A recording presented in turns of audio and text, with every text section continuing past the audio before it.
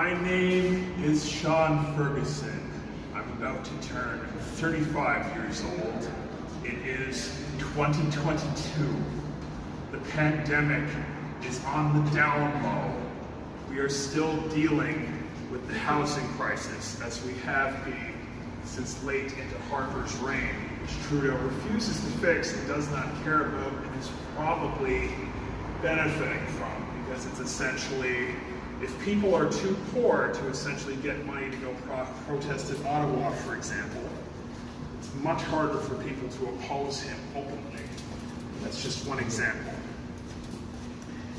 But it's essentially, Cam, I think you can agree with me on this. Right now, I've been forced to live with my parents since the end of 2016. When I previously, before that, had my own apartment for about nearly 5.5 years, until the housing crisis got to the point where having your own apartment became essentially unaffordable in Toronto, for I'd say anybody below the age of 40 or 50. Sound about right? Yeah, I could agree with that. My dear interviewer right now is in the process of getting ready to leave Toronto as we speak because of these ridiculous prices. These prices must be controlled, and if we cannot control them openly, then it's essentially, we must do what we can to defy this ridiculous wealth imbalance as much as humanly possible. So it's essentially, people are shades of gray, but in terms of the wealth imbalance, this is to everybody benefiting from it. Fuck you.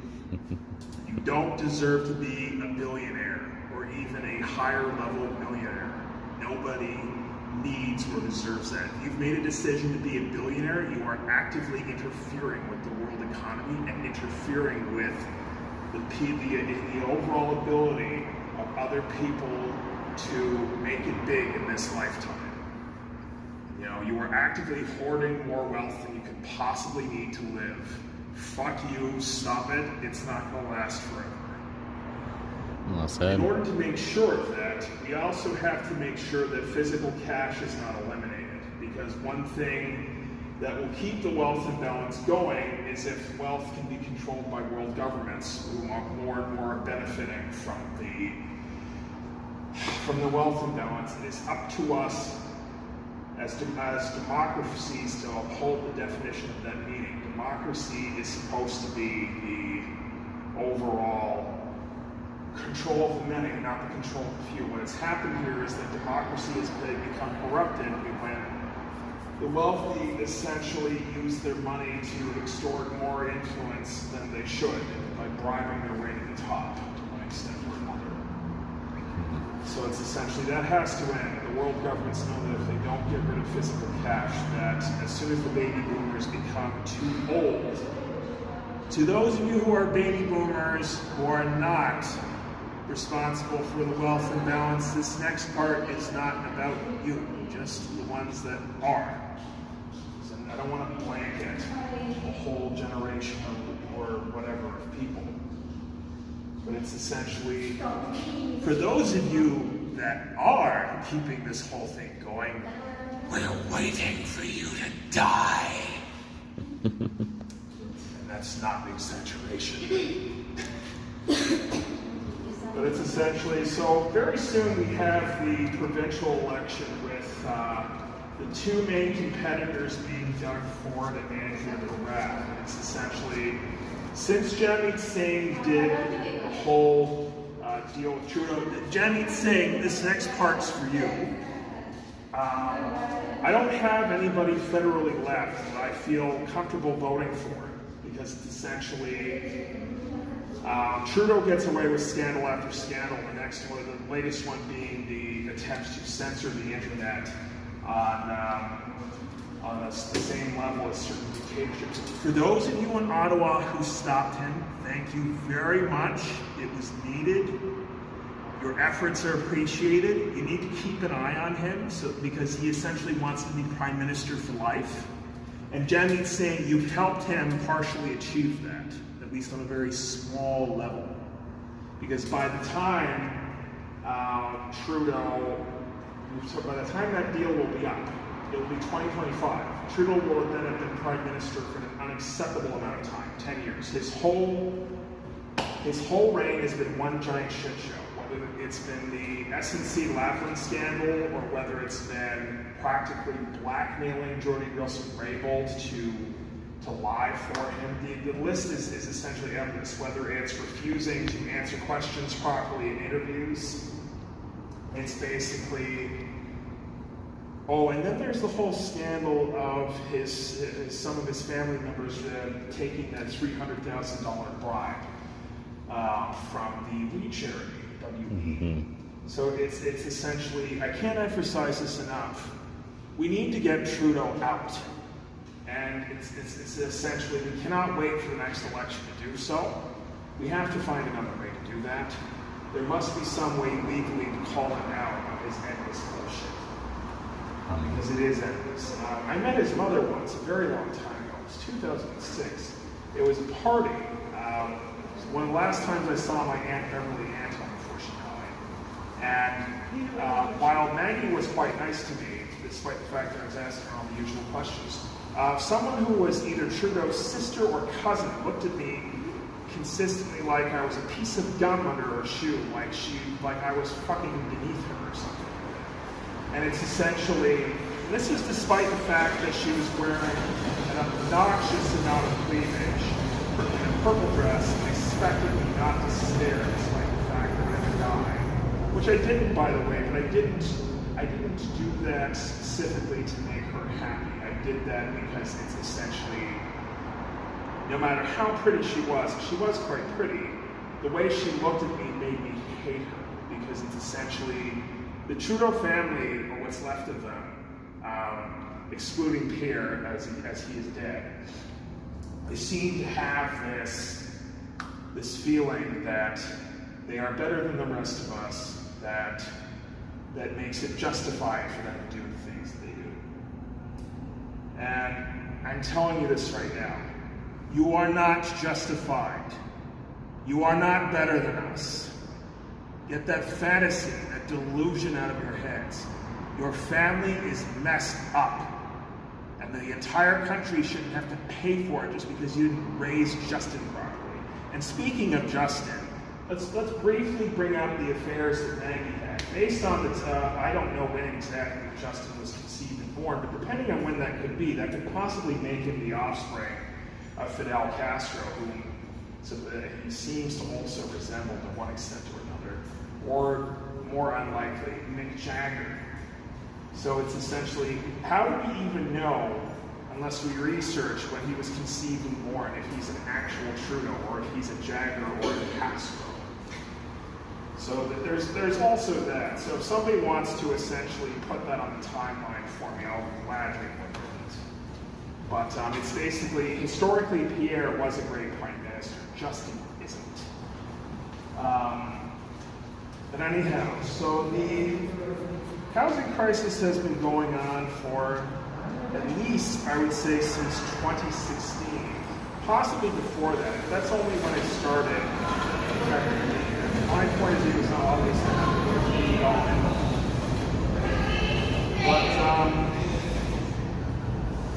so I have, as of right now, on a personal level, I have been unofficially married to Cindy Taylor, my second wife, for, what is it now? Next month, it will be 16 years since we first met, and on October 4th, it will be our 16th anniversary. Aww. So I'm very glad that we both made the conscious decision to be together. And this historical document also goes out to the future viewing of Lucy Taylor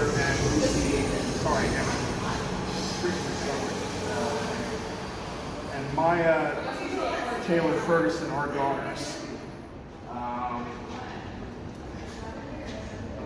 If you are here seeing this, Daddy misses you, and Daddy will be home as soon as he's done what he needs to do.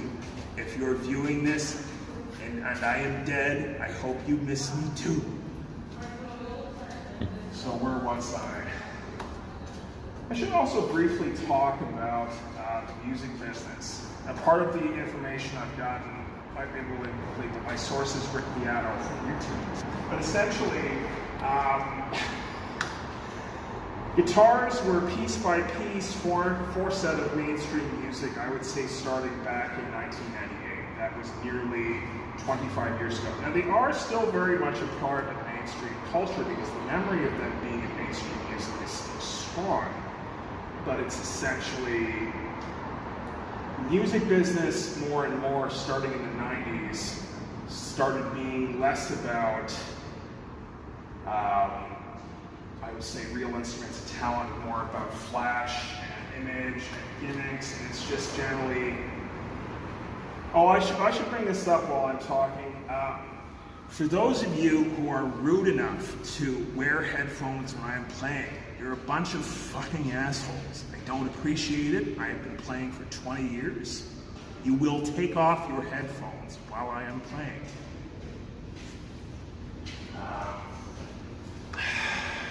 Yeah, people actually do that. Yeah. So where was I? Trying to think. Anyhow, the major labels have essentially ruined the music. It's the last time that guitar music was part of, or music and real instruments in general was part of the mainstream, was in the mid-2000s, which the garage rock era movement. But people are saying now that to a certain point that rock music is stuck in the past. Let me tell you something. It might be true, but that's only because we are not being allowed to make it big anymore. If you allowed me to make it big, you would see something new. I promise you that. I use a combination of a 24 fret neck, as many tones as I can get away with on my Stratocaster, that's a 5-way switch. On my SPs, that's a 3-way. My Telecaster is 6 tones. There's the capo, show you what that is.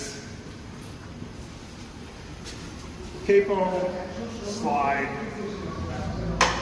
This is a whammy bar over here that was created specifically for me based on Fender. I'm not explaining the color here at this point. That's none of your business. And you luthiers are free to speculate. But anyhow, this is basically a string snap shortly before Cam showed up. This is an 80s pawn shop treasure Strat. Most of the parts are from the 80s except for the whammy bar system.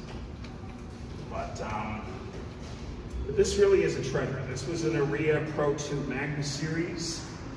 Unfortunately, it's made of basswood, which is not a wood I'm fond of. The basswood is a lightweight, and certain types of damage on basswood has a tendency to be heavily contained, but basswood does not add to the tone, unfortunately. For instance, if you watch a YouTube video of somebody comparing the Fender Kurt Cobain Jag Stang and the Fender Kurt Cobain Jaguar, the Jag Stang sounds better partially because it's made of alder. Sorry, the Jaguar sounds better because it's made of alder. That's what I meant to say. Hopefully that's the Jag Stangs, while still sounding good, sounds crappier because it's made of basswood. And right now I'm trying to get a B string for a extremely minor repair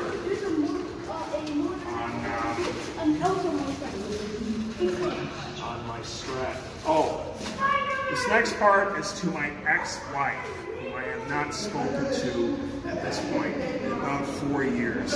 I've had a sleep disorder since 2006 because of you, even though I am long over you emotionally. So it's essentially, I don't care if you were 16 and I was 19 at the time that you left.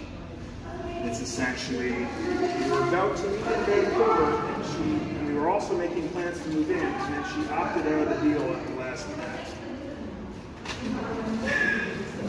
The mark of an mature adult is that once you essentially make a decision, you have to stick with it and not change your mind just because you feel like it.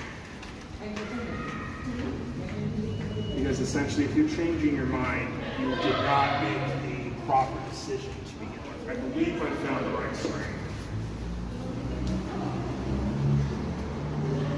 So, oh, and that has to come out.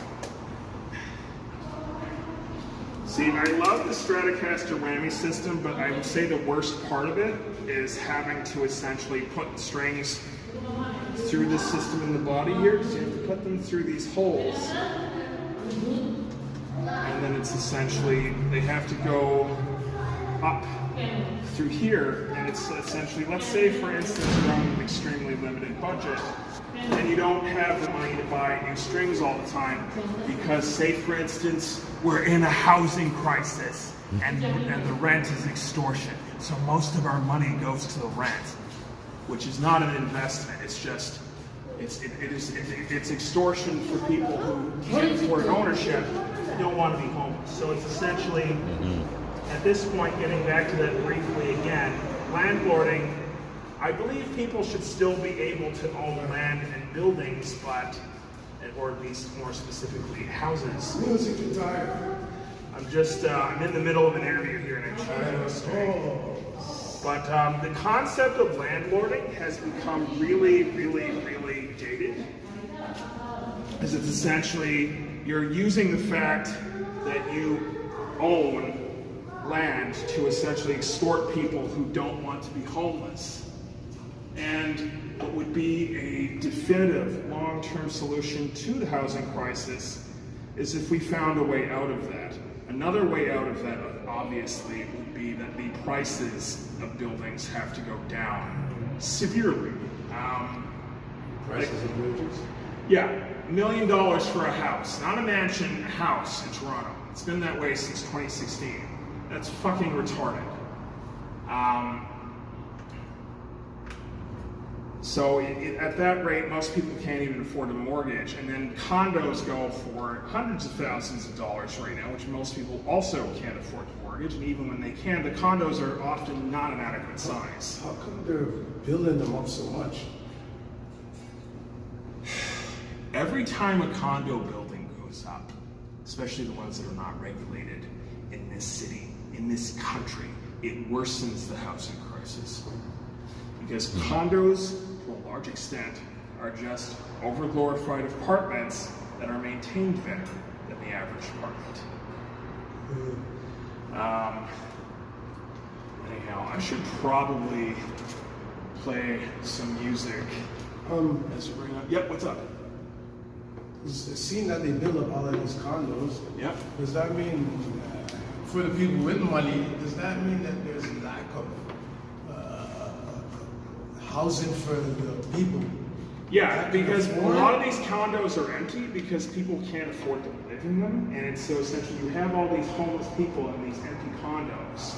And then we have, although this has been partially solved with the houses, we have these foreign buyers who are buying the condos in certain cases and then just sitting them, waiting for the price to go up so that they can sell and make a profit when they're not even fucking living there. So it's essentially, what needs to happen is that people should still own the place where they live, but essentially, if you're letting somebody else stay there, you should not be charging them money for that. So they can raise them.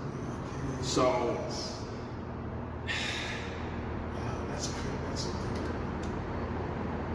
now granted, I don't think the abolishing landlording is going to happen overnight, but one thing that would make that much closer to happening is if we simply just got rid of the condo market, because it was essentially, it used to be you would rent an apartment, the rent wouldn't be extortion, and then you would save up and get a house. Now it's basically, you rent an apartment, you save up to get a condo, then if you're extraordinarily lucky, you get a house before you retire. And it's essentially, that's not how it should be. You should be able to go from an apartment to a house. Very much. There's conspiracy theories all the time. So this is not a conspiracy theory. No. I don't want to put it that way. Sorry.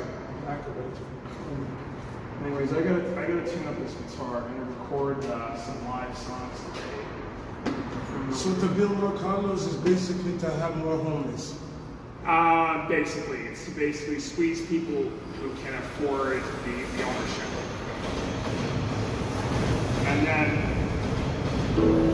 And it is essentially every single time a condo building goes up to one extent or another, it makes the situation of the housing crisis and the homeless in Canada worse. This was on homeless as well. And disabled people in general are one step away from being homeless if they're housed.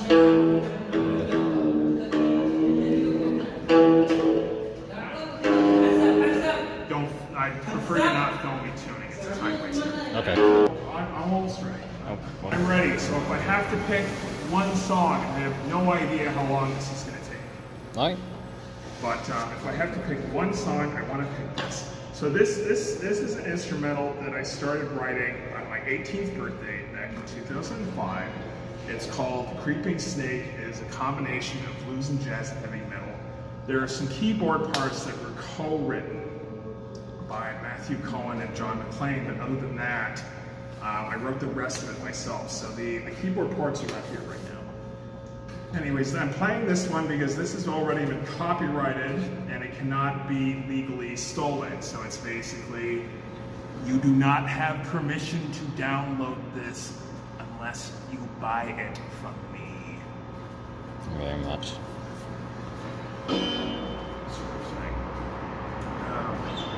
If you want to buy my music, you can contact me directly, and we can make arrangements to do so.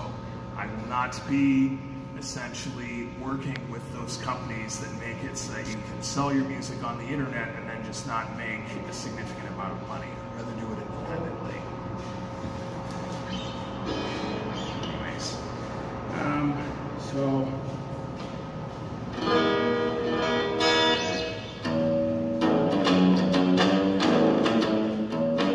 sorry, that was a false start.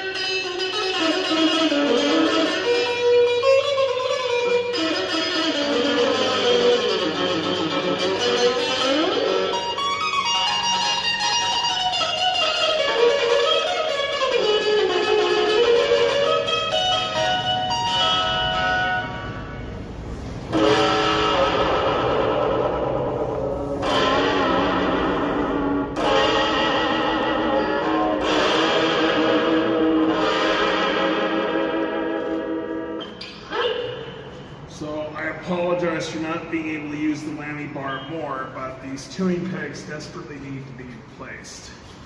They've been going out of tune lately quite badly. It's not technically the bar or the system's fault that it's going out of tune. I know that there is a myth out there that if you don't have a Floyd Rose tremolo, you can't keep the tremolo in tune. That's bullshit.